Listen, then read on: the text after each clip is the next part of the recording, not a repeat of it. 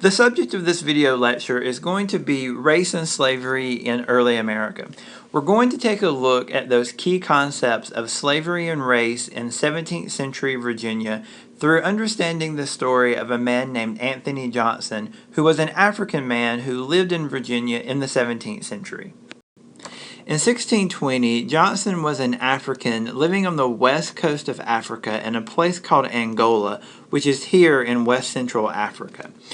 We know very little about Johnson's life prior to his enslavement, but we do know that in 1621 he was captured by African slave traders and was sold to a merchant from the Virginia Company, who transported Johnson from Angola across the Atlantic Ocean and ended up in Jamestown, which by that point in time was the capital of colonial Virginia. Now, it's important to understand that Johnson came to the Chesapeake not as a slave, but as an indentured servant, which meant that he was contracted to work for a specific period of time. Now, the first African slaves had been brought into Virginia just 2 years prior in 1619. So some African slaves lived in Virginia, some Africans lived in Virginia as indentured servants. Johnson was an indentured servant. In 1623, he married a woman named Mary, who is described in court records as a Negro woman, so we know that she was also African in origin, and she was also an indentured servant. And by 1635, about 15 years after they enter the colony, both Mary and Anthony Johnson are free. They buy their freedom, they work through their contract, and they are free Negroes according to the language of the time.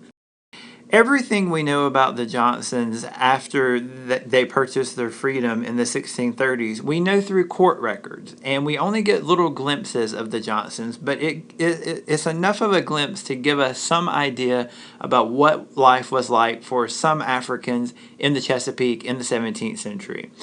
In 1647, we know from court records that Anthony Johnson purchased a cow, so he was affluent enough to purchase what would have been seen as a necessary farm animal in the 17th century.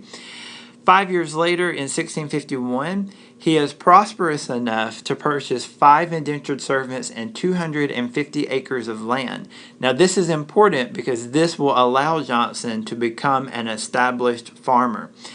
Also, of those 5 indentured servants, 4 are white and 1 is African. So a former African indentured servant has 4 white indentured servants working for him and 1 African indentured servant working for him on these 250 acres of land that he has recently bought. What were these indentured servants doing? What were the Johnsons doing with this land and this labor that they've recently purchased? Well, like most people in the 17th century in Virginia and Maryland, they were probably making tobacco, as you see in this picture here. So most likely what occurred was the Johnsons came to North America as laborers on tobacco plantations, gained their freedom because they came as indentured servants and their contract was up. Once they gained their freedom, they then bought their own land, bought their own laborers, and got involved in the tobacco trade themselves. Interestingly enough, in 1653, Anthony Johnson got involved in a lawsuit with his neighbor, whose name was Captain Goldsmith. So his neighbor, we know, was an affluent man. We know he was a man of property, and we also know that he was white. The subject of this lawsuit was one of those 5 indentured servants. Goldsmith claimed that one of those servants was his, and Johnson said, no, that servant is mine, and I've got the paperwork to prove it. The case goes to court, and the courts actually side with Anthony Johnson over Captain Goldsmith. So you see this former African indentured servant doing all the things necessary in order to become prosperous in the 17th century in Virginia. Purchasing land, purchasing labor, and then using the courts to protect those investments. We don't really know what happened to the Johnson family after the 1660s. There is some evidence to suggest that in 1660, Johnson and his family uprooted themselves from Virginia and moved to Maryland, and the court records dry up. We have no idea what happened to Johnson or his descendants. Most likely, what happened to his descendants is that they got ensnared in the plantation economy that was beginning to develop and that was taking hold in the late 17th century in Virginia and Maryland.